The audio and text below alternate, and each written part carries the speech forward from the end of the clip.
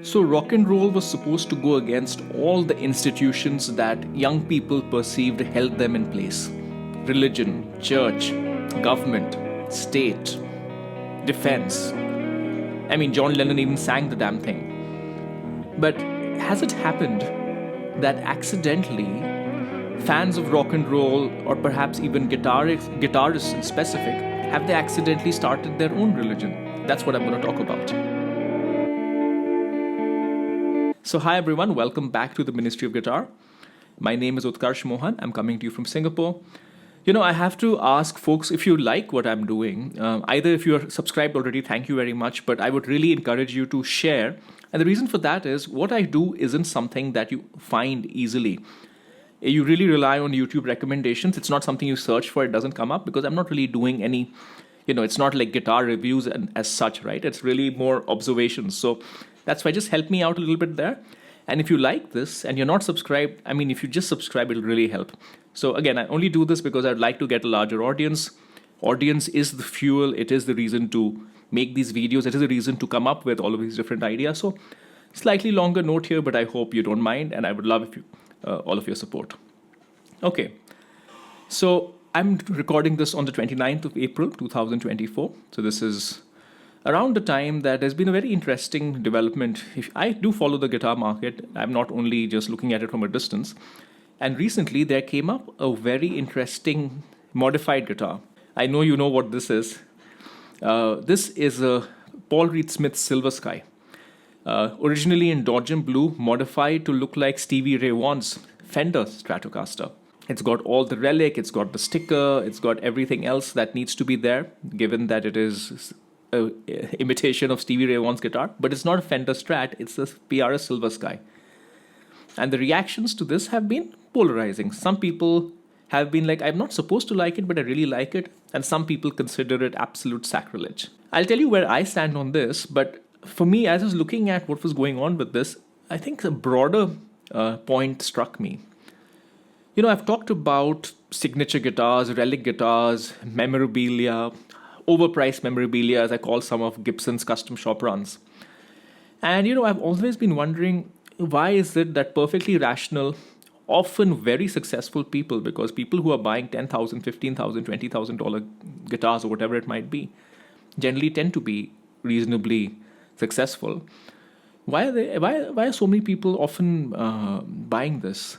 And forget about the cost of the guitars. It's just in general, why are signature guitars, regardless of price point, generally very popular beyond the specs? And of course, I've talked about nostalgia, etc. But I realize there's a bigger thing at play.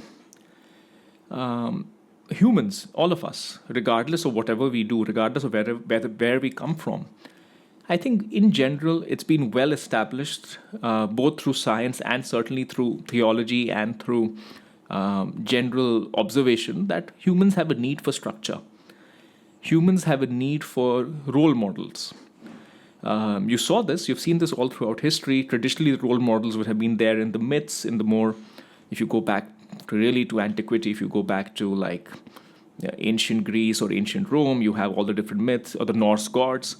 Then, of course, you have, Christianity coming in, and then, of course, others as well. I'm just using a very broad Western stroke. I'm not going to make it a comprehensive history of religion. But the point is that religion, for a long period of time, gave structure and it gave role models for people to emulate.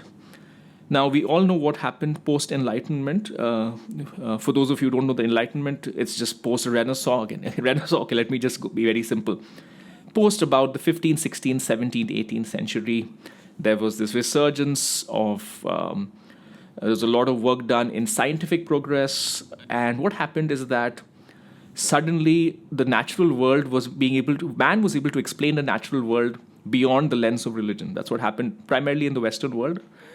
That started there. And what happened as a consequence is that the role of religion in people's lives started going down, down, down. This has been well talked by proper philosophers. I'm not a philosopher, but someone like Nietzsche, I know I'm mispronouncing his name.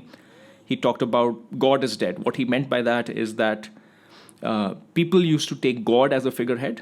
Now, a lot of people don't believe in God anymore. So God is dead, now something else will take its place. And he predicted that something else will not be very attractive. And that's where things like ideologies come in, communism, everything that happened, fascism, all of that.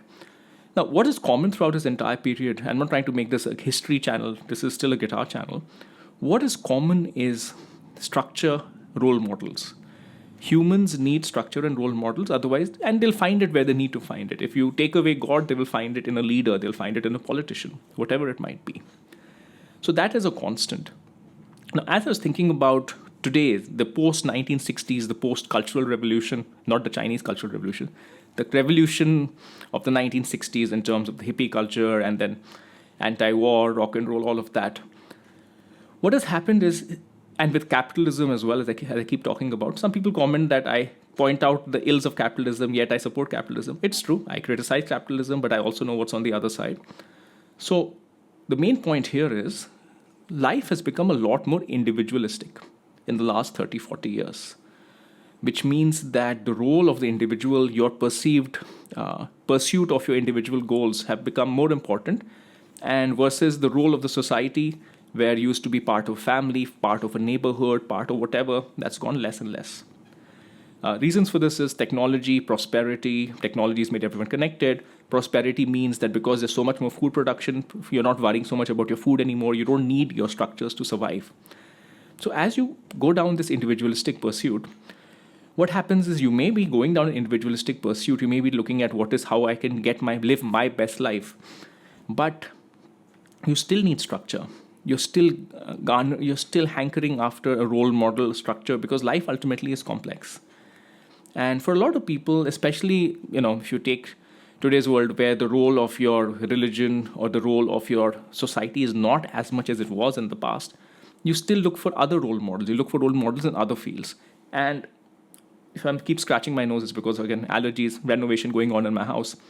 But the point here is that the role model that you are searching for comes in the unexpected places. And I do think a lot of these young musicians who were incredible, probably almost savants at their craft, Jimi, Hendrix, Stevie, Vaughan, I'm using two of them because we're talking guitar over here, they have become convenient role models because they did indeed do some stuff which was that inspirational in their fields. It doesn't mean that they were the most amazing human beings. It doesn't mean that they are role models for other things, but they become role models because the one thing that they did was that breakthrough. And it's not just these two, of course, there's a lot of other folks as well. So that is kind of where the hero worship part of the whole signature guitar movement comes in. Where, just because you replicate Jimmy Page, not Jimi Hendrix, but Jimmy Page's Stairway to Heaven guitar down to the last scratch or whatever, people are paying big bucks for it because they want this famous guitar hero is their role model. I'm not necessarily saying for life, but you'll be surprised how much hero worship there is, especially at a younger age and sometimes even at an older age, where these guitarists, these musicians, very flawed musicians, because they were such good musicians, they become role models. And something, the Jimmy Page guitar is famous because Jimmy has played each one. That is, and a lot of people have said on the internet, I've seen, wow, that is so incredible. So that's literal, almost religious mojo, isn't it? The great prophet Jimmy Page has touched this guitar, and wow, I'm going to have it. That's quasi-religious, honestly. So that's a lot of what is happening with this signature guitar, or rather the kind of the wave that Gibson has really ridden, where you bring in, this is exactly like this person's guitar. Even Fender's done it with Eddie Van Halen's. If you look at Eddie Van Halen, the original replicas of his Frankenstrat that were made in 2007, they've gone through the roof. Eddie Van Halen is practically a guitar prophet at this point, especially post-death as these sort of things happen. Now, this brings me back a little bit to the SRV, the Stevie Ray Vaughan PRS Silver Sky. A lot of people have gotten upset at it, and the reason, and some people have almost called it sacrilege, and the reason for that is, Stevie Ray Vaughan played a Fender Stratocaster. What he played is very iconic, linked with him, the heavy strings, the wear, the pick guard, everything. And to take that and put it on a non-Fender, a Silver Sky, it is the equivalent of religious sacrilege in this world of signature guitar and guitar hero worship. It really is. So for a lot of people who are really annoyed at it, I think what you should recognize is you're channeling a quasi-religious fervor over here at this point. I'm not against religion at all, but I'm just saying that it's kind of interesting that a lot of people who may think of themselves as atheists or whatever it might be actually belong to these tribes, whether it be guitars, whether it be football clubs, whether it be sports teams, and you do end up having a very religious thing. And then if a player from a certain team goes to a team, goes to the opposition team, then you can actually see that the kind of passion people have, kind of faith people have, is almost a quasi-religious faith. So what's my opinion on this SRV Silver Sky?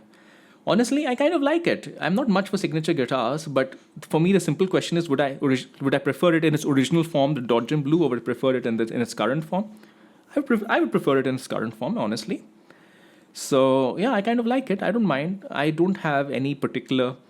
I'm a big fan of Stevie Ray Vaughan. As a big fan, as in I know what he's done and I really admire him. I'm okay. It's nice. It's a nice look for the PRS Silver Sky, so I'm not too bothered.